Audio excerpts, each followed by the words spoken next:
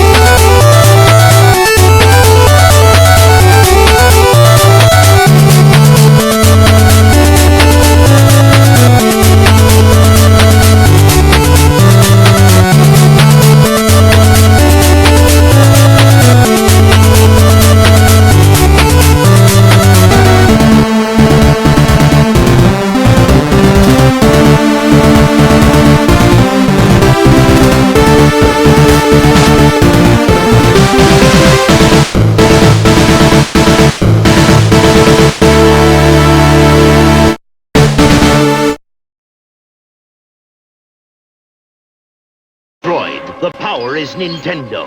Defend the planet Zebes against the evil Mother Brain. It's survival or destruction. Do battle or die. Metroid only from Nintendo. Metroid 1, also called Metroid NES, or simply Metroid, was released on August 6, 1986. Metroid's development is an interesting tale to say the least. Produced by the late and great Gunpei Yokoi, and developed by Nintendo's Research and Development 1 division, it has been said that production was a very free working environment in which people working on the game could pretty much pitch ideas for any part of the game. For example, the game's music composer Mr. Tanaka was famously able to give input on the game's graphics and even name areas, and the idea of Samus being a woman was almost comically the result of one developer asking another developer, wouldn't it be cool if the person inside the suit was a woman? Well, this proto-Valve working environment approach to game development gave us the character of Samus we all know and adore. It would be a stretch to say that Metroid's development wasn't a messy one. As the game was made in 10 months, and by the last 3 months of its development cycle, Mr. Sakamoto and Develop 1 Division joined in on the project at a point where it was said by Mr. Sakamoto to be in a hardly done state, and this rushed game development certainly did impact parts of the final game. But all this said, Metroid released to commercial success, and by 1989, it was considered a popular game, having sold just under 3 million units in its day. While Metroid 1 was a commercial success, especially given it was released in the mid-80s, it, along with the original Metroid 2 Return of Samus, was made mechanically obsolete with the release of Super Metroid on March 19, 1994, which was almost a soft remake of the original game itself, having taken place on planet Zebes, and featuring Samus Aran destroying the Metroid threat, along with Mother Brain once again. Metroid 1 wouldn't be talked about much until Nintendo finally decided to give the original a much-needed remake, known as Metroid Zero Mission, on February 9, 2004. That brought Metroid to a new generation of gamers and differentiated itself from the brooding Super Metroid with its more bright and upbeat music and atmosphere. Very reminiscent with the original Metroid, and while the original Metroid was considered a commercial success and extremely popular in the 80s, Zero Mission was given equal amounts of praise, if not more, being called the greatest video game on the Game Boy Advance, and gaming magazines like Game Informer considered it one of the greatest video games in modern gaming. Even in 2020, IGN named it the 5th greatest video game remake of all time. It would seem that nothing more than that would be heard about Metroid Zero Mission and Metroid 1. That was until a little game called Metroid Planets arrived on the scene, showing off its beta version in 2021 that brought its own take on remastering the original Metroid. Instead of creating an entirely different experience from the original game, like Zero Mission did, in its bright, colorful atmosphere and adventuristic feel, Metroid Planet's version of Planet Zebes was a faithful recreation of the original NES classic, maintaining the same map, but still managing to improve upon it, having worked on it from the ground up, and adding in whole new effects, sound design, music, fully throwing in their own hat into the ring by releasing another planet similar to Zebes, in the form of Planet Nervous, a much larger and more sprawling place compared to the original Zebes. So on one hand, we have a remake that decided it had a new vision for Samus Aran's original adventure as compared to the original game, and a remake that decided to stick with its predecessor and iron out the 80s kinks and make it playable in the new age. With the history of Metroid 1 and its remakes out of the way, let's take a look at how all these games approached combat.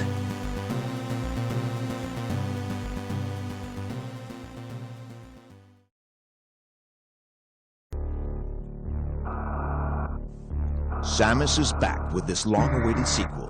Explore 6 huge areas and use all the familiar power-up weapons from the first Metroid. Walking around and blasting your enemies won't be enough. This time you'll need a strategy. Fire it up with Super Metroid from Nintendo. Boss fights. Metroid games have them, and historically they've done a very good job with them, giving us the likes of the multi-stage Quadraxis battle in Prime 2, the well-built-up and stressful nightmare encounter in Fusion, and the dramatic final battle between Samus and Ridley in Super Metroid. Metroid for the NES, however, is not included in the list of Metroid games with great boss battles, of which it has 3, 2 which are insanely easy, while the third is extremely tedious, those being Kraid, Ridley, and Mother Brain, respectively. Starting with Kraid of the original Metroid, he has the distinction of being the only really interesting boss in the game. While you can go at him from a number of angles, ranging from the missile approach, which is a far more fair and traditional method, the easiest method among Metroid players today is dealing with him by engaging with him in a battle of attrition, while trying to damage him with the Morph Ball bombs. To its credit, it's relatively engaging as you hope to outpace his damage with your own. Metroid Zero Mission, however, approached Kraid by pulling from Super Metroid and giving us the massive beast we're all currently used to. During the fight, as Samus damages him further, he destroys the foundation that Samus is standing on, which forces her to climb his weird arm projectiles to fire into his mouth until he dies. While a marked improvement over the original game in many ways, some have called this rendition of Kraid a depowered version of Kraid in Super Metroid. From a chronological point of view, it would make sense in the story that this Kraid would be weaker than Super Metroid's Kraid, but from a gameplay standpoint, it seems like an easy boss on top of an already easy game. Remember, in Zero Mission you can do this to grade.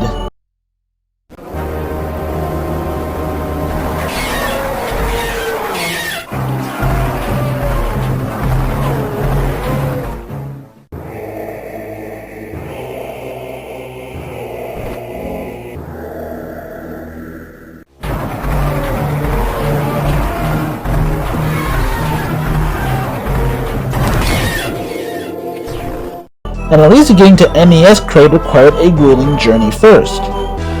Where the original Metroid and Zero Mission had opposite approaches to Kraid as a boss, Metroid Planets takes a middle approach, as it technically has two versions of the boss fight. In its more faithful recreation of Planet Zebes, you fight the smaller, standard version of Kraid that, unlike its original counterpart, moves more wildly to avoid the bombs, it takes more damage, and it can deal more damage in return. However, for its unique Planet Novus variant, it brings back the large Kraid, which is a much more challenging boss fight, as the player is now much closer to Kraid, giving Samus less time to dodge his projectiles. And they have no ledge to stand on, so from the beginning they'd have to wait to climb his projectiles. While this Kraid is the most difficult to face of any of the Kraids we've talked about, the game puts him in one of the deepest parts of the planet, effectively forcing the player to be prepared before attempting to face him. With Kraid out of the way, let's talk next about Ridley, Samus' arch nemesis. In NES, original Ridley is, well, not hard at all. In fact, the easiest way to deal with him is to simply walk to the tile directly in front of him and shoot him without taking any damage and then be on your way. To be fair, other strategies do exist, like freezing his fireballs to prevent him attacking, and then launching your own counterattack. But ultimately, for Samus' greatest rival, he isn't much of a challenge here. The curse of Metroid 1 boss fights carried over to Zero Mission's take on Ridley's boss battle, which is universally agreed to be remarkably easy in comparison with other Ridley fights in the Metroid franchise, requiring little more than mindless spamming to kill. However, it would be unfair of me not to point out that defeating Ridley does require some intelligent strategizing on the player, having to counter his fireball salvo with the ice beam, and requiring smart positioning by the player instead of remaining completely static like in the NES original. Still, an unimpressive boss fight who at the very least does manage to carry on Ridley having great death screams.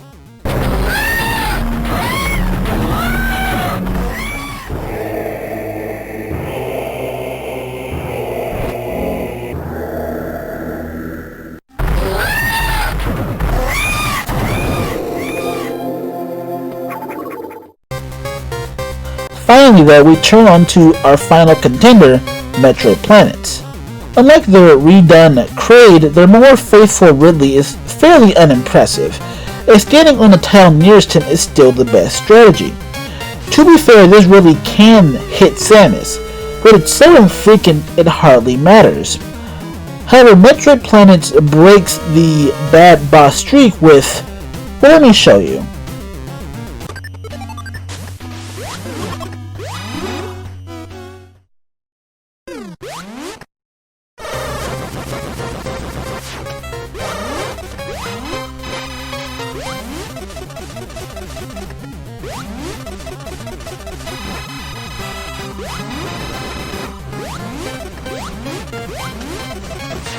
In a complete shock to me, Metroid Planets managed to create the best Ridley boss battle since Proteus Ridley in the Metroid 2 remake. It is legitimately comparable to Metroid boss fights in general. Differing from its Super Metroid boss fight counterpart that it got its design from, this one accommodates for Samus' limitations, including adding ledges across the room since of course being a faithful NES original remake, it means that Samus lacks the space jump. What's more, Ridley has special attacks, like when he grabs you, he will pile drive you through the ledges for big damage. An incredibly difficult boss fight, all things considered, which fits Planet Novus as it's a fairly difficult Metroid world. Oh, and that soundtrack! Delicious. The only boss that the NES original has left is Mother Brain, and to reach her one would have to get past her gauntlet of Metroids, then destroy her Zebetite doors while under fire before finally getting to Mother Brain herself. Between Samus's limited movement, the 80s clunkiness, and the amount of damage you'll have taken before even reaching Mother Brain, it's almost impossible to defeat this boss on a first try, and cross from being hard to being unfair and tedious.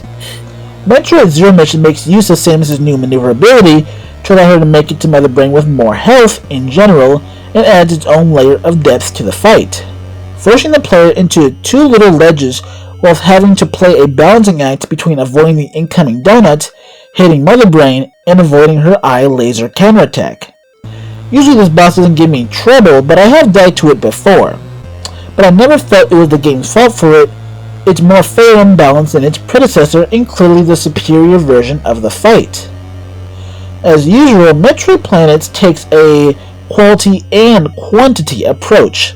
It shouldn't surprise you that even with the comparatively limited movement Samus has in this game, she still finds herself having an easier time evading Mother Brain's defenses thanks to the snappier controls of Metroid Planets, and I even managed to beat this boss without the Varia suit, which shows just how much more balanced this fight is compared to the original.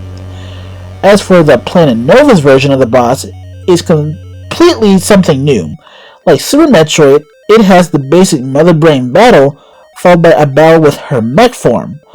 But where in Super Metroid it was a glorified cutscene, in this, Mother Brain is all about waiting down the clock, as the mechanical monster, done beautifully in this game's pseudo 8-bit style, slowly drives Samus back and back with her attacks, and forcing the player to be smart with health management or else be melted by her Hyper Beam attack, before eventually at the end of the fight breaking open a wall and being swarmed by Metroid to drain her dry, and sets off the self-destruct sequence. And what again has to be the greatest Mother Brain fight ever seen, especially because of how it managed to pull it off while sticking to the limits of the original Control scheme. While that wraps up the bosses for Metroid Planets in the NES original, Metroid Zero Mission offers a little more for the prospective player. Most of its other bosses are fairly easy gimmick bosses that serve to help pace the adventure while easily being quite fun.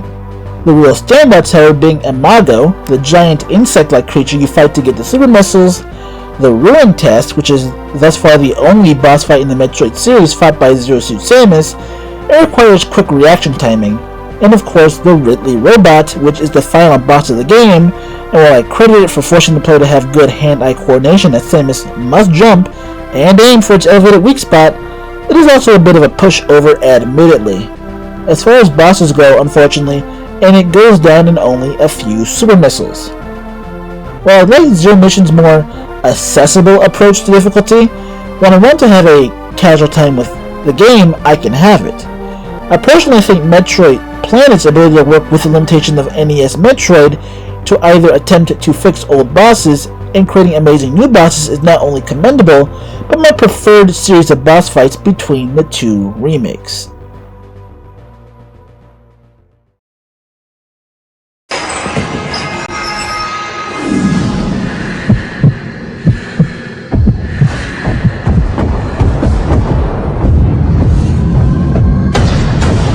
In a blur of raw talent and courage, a life's mission begins. You can experience it as Samus in Metroid Zero Mission, her first adventure as an intergalactic bounty hunter, rated E for everyone. Now, what is a Metroid game without its map design and exploration? After all, it's the first half of the genre it spawned, Metroidvanias, and NES Metroid started it all. In terms of sheer map size and design, NES Metroid is fairly simple by Metroid or even Metroidvania standards, containing a handful of sections connected by elevators that each aren't too large, those being the colorful and adventurous Brinstar, the rocky and plant-filled Kraid's Lair, and the very purple Norfair, along with the lava-filled Ridley's Lair. Once you kill both bosses, you gain access to the final area of the game, Torian, a very sterile metal and magma place. But while the map from a very broad sense seems simple, exploration is a different story. The original Metroid notably lacks any sort of map feature, therefore it's entirely up to the player to find their way around the world, And for the first part of the game, I think NES Metroid does a good job of introducing players to its lock and key style of gameplay. Most games of the day started with characters going to the right, but that quickly leads to a dead end in Metroid, which forces players to go back to the left and discover the morph ball, quickly teaching players this is a normal gaming experience. From there you go up to the first shaft and discover a room blocked by a red door. This is a lock, if you will. During further exploration, you eventually find the first missile pack. You backtrack to the room and obtain the long beam. This whole segment teaches the players about the staple of Metroid games, the lock and key, and that to progress in the game, you need to ascertain certain upgrades. However, this whole thing needs to fall apart is due for three reasons. First is the fact that NES Metroid likes to constantly reuse rooms, and as such, players can easily find themselves getting lost and being unable to remember how to backtrack. The second is that, while the game does teach you how to break blocks with the bombs, the game makes no attempt to clue players in on what blocks are breakable, so it forces players to bomb or shoot walls at random in the hopes of finding some secrets. The two previous flaws could have been alleviated by something Metroid Planets does, and that is by adding a map function. With knowing to some, the simple addition of a map would have made it far harder for players to get lost, and if they died, they'd be able to find where they had been last very easily. This singular difference between the original game and Metroid Planets is more than enough to turn a tedious chore of exploration to a legitimately enjoyable experience. And that isn't the only change that Metroid Planets makes to exploration.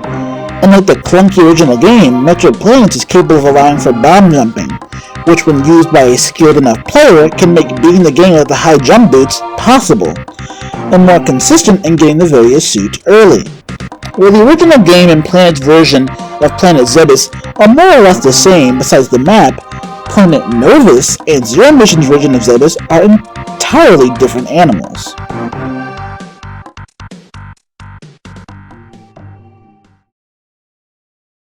Let's take a look at the map of the original Metroid compared to map of Zero Mission. As you should see on screen, the two are very similar, with Zero Mission adding only a few side chambers here and there.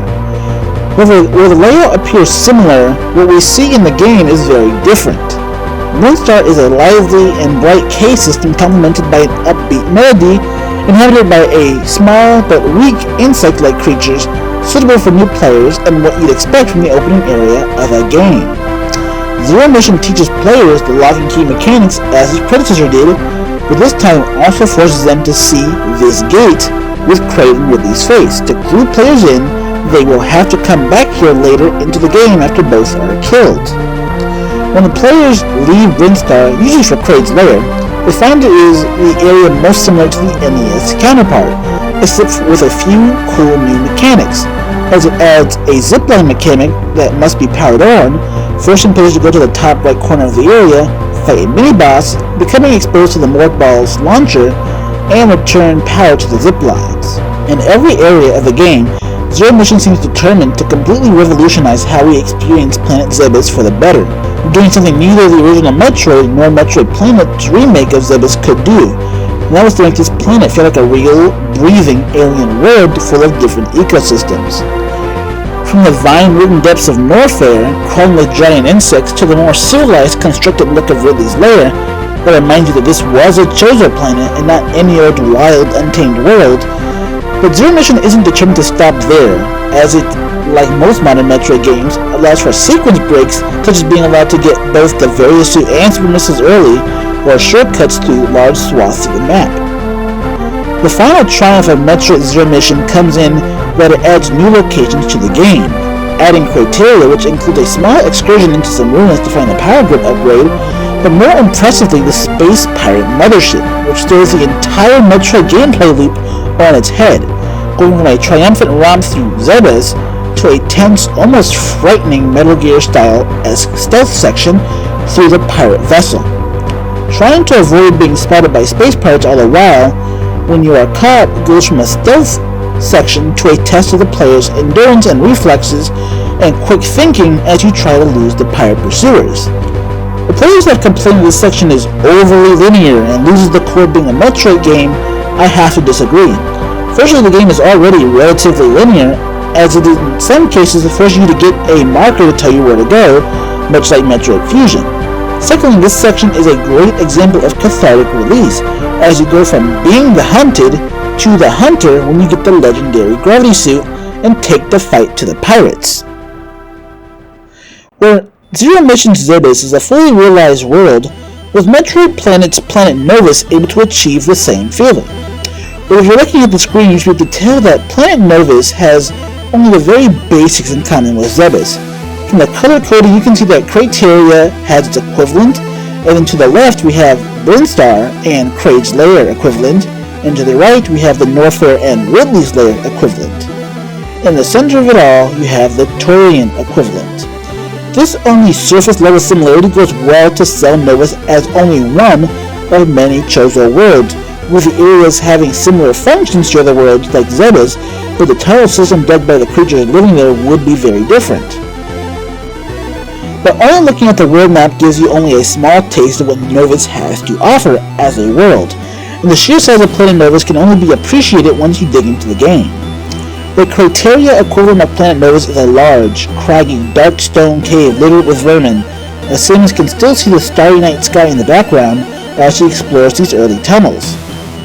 However, the seemingly naturalistic cave is occasionally interrupted by clearly man-made or Chozo-made tubing of sorts that occasionally pop out of the stonework. Like many Metroid games, Novus introduces to the player the lock and key style of gameplay, a passageway requiring the morph ball, or a missile just out of reach requiring the high jump boots, but unlike other games, does not attempt to handhold the player or gatekeep them. There is no fusion style markers to be found, as the player has immediate free roam of Novus as the game assumes that you have played through Planet Zebes and are familiar with the game's controls. The question is the game's faith in the player warranted? Is it a fair game as far as difficulty is concerned? If it were a standalone game, probably not. But ironically enough, because most players who probably play Novus would have played Zebes beforehand, they know the idea of bounding surfaces for secrets is the feature of the original game, combined with the snappiness and quicker response time the game allows, means looking for secrets is far more intuitive than one might expect. The game also makes sure to space out its secrets, forcing the player to enter the slimy, vine, and tentacle-ridden depths of Brinstar, though reminiscent of Super Metroid in some ways, and into the more sterile and quiet caves of Kraid's Lair. Once the players eventually deal with Kraid and Super Kraid, they make their way to Norfair, and some of that environmental storytelling comes back into play, as Samus explores the magma processing plant, traversing up and down metal tubes that carry magma from the planet's depths towards Criteria, as we noted earlier. I think it's worth discussing how much Novus expects of the player. On my first run, I instinctively tried to avoid the magma, but as it turns out, many upgrades or items require you to take the plunge and force you to ration out your health bar whilst looking for the next upgrade that will help you proceed forward, which adds another layer of depth one might not expect from a Metroid game of this style. In the same vein as that, the game also expects you to be able to perform complex jumps and parkour through various rooms, something not really seen in most Metroid games save for specific sections. But the game's understanding gamers aren't idiots is very nice, and the challenge is appropriate and never unfair. Finally, Samus will enter Ridley's Lair, which is even more magma-ridden than Norfair, showing how much of the environmental storytelling the creators cared about. I mentioned this before. Where Zero Mission portrayed Zebes as a lively world largely untouched by technology, Metroid Planet portrays Novus as a dark and mysterious world, a dank, disgusting, vermin-ridden place to the point that nature has begun reclaiming much of the Chozo architecture, and all that really remains is the magma extraction plant, but even that has pipes overflowing with lava, with barely any of it reaching Criteria. From an environmental storytelling standpoint and a gameplay standpoint, Metroid Planet's Planet Novus feels like a real and proper reimagining of Planet Zebes if Nintendo had kept the art style intact and went in that direction.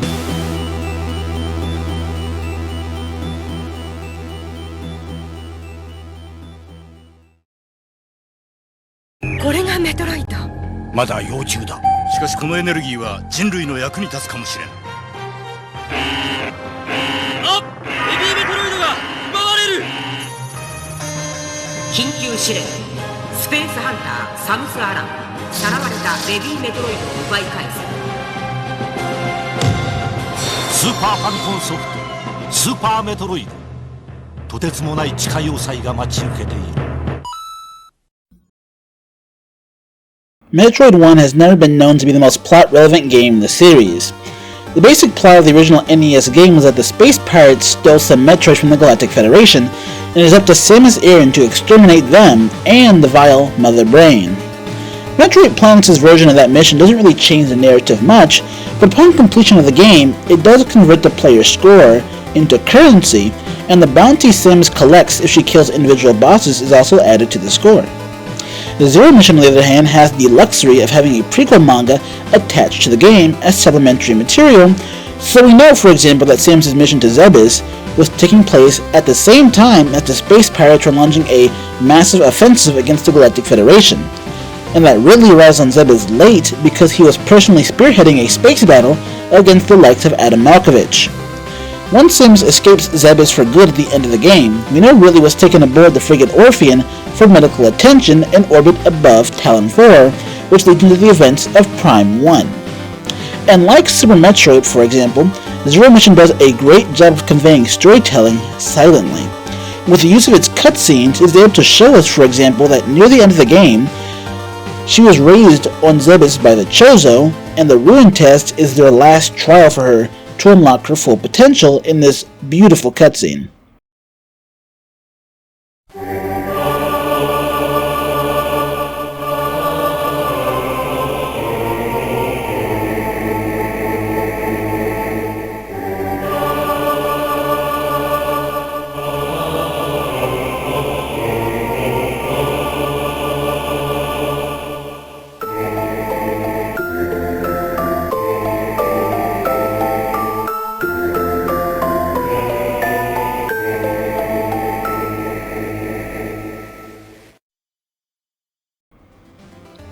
As for Planet Novus, while it does do some good things for environmental storytelling, the game doesn't go out of its way to tell some compelling narrative. The best I can come up with after playing the game is the pirates, after being defeated on Zebes, they establish a new base of operation on Novus, a long-abandoned Chozo world that was beginning to break down. Mother Brain continued her research into cloning Metroids, and also cloned her two chief lieutenants in Super Kraid and of course Super Ridley. To which Samus once again arrives on the scene to put an end to Mother Brain's schemes. By no means is this a bad narrative, and the fact that one can pick this up from the environmental clues in the game, replicating the art style of NES Metroid, is impressive, but it, along with the other games, are hardly up to a par with the rest of the series when it comes to storytelling. But then, it doesn't really need to. All three games are telling the story of Samus' first adventure, and so the need for an overly convoluted plot is lessened considerably.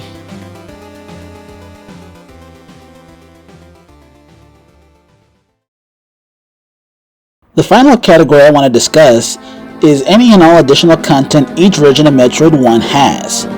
The original NES Metroid comes with its New Game Plus mode, which allows players to restart the game as the famous Justin Bailey skin Zero Suit Samus, as well as access to the password system.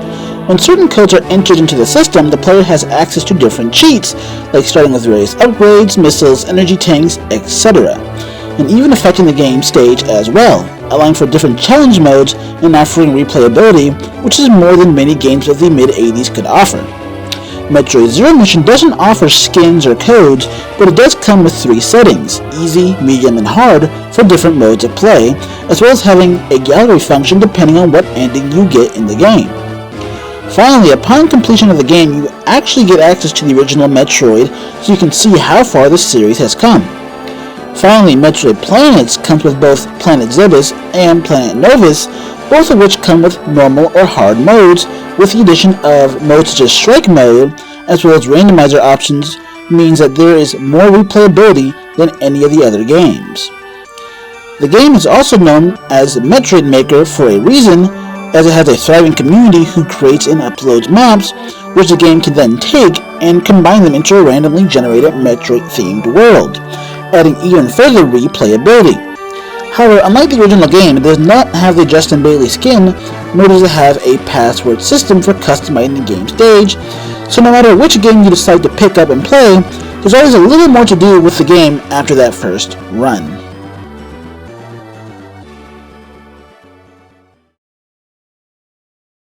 Good lord, this was a 10-page script, but well worth it if you made it this far.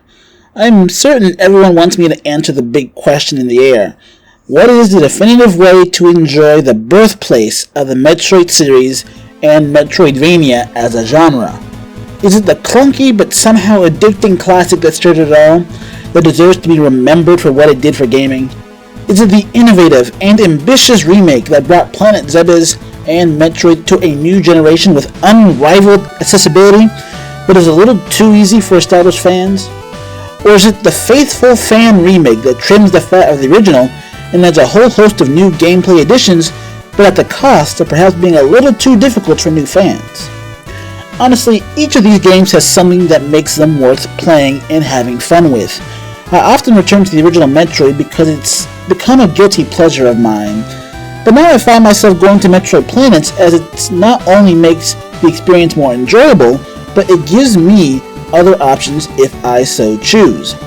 Metroid Zero Mission is also a fun adventure that I can sit down and play anytime I please if I just want a stress-free Metroid experience, and while I find it a little bit too easy in many respects, that doesn't mean I don't find the game fun, particularly the stealth section that caps off the game. So which Metroid game would I recommend to a friend? Well, if my friend was a beginner who wanted to get into the series, I would recommend Zero Mission, which is like baby's first Metroid. If I was recommending to someone who wants more Metroid content and didn't mind a challenge or enjoy challenge runs, I'd recommend Metroid Planets. While none of these games can claim to be the greatest Metroid game of all time, all of them can claim to be great Metroid games, and as far as I'm concerned, that is high praise indeed. So thank you for sticking through it to the end. This has been one of the most labor-intensive videos I have ever made, and every moment of it was made with love. If you like deep dives into Metroid games, or versus matches where I show off Samus's true strength, or if you just enjoyed this video, why not like and subscribe?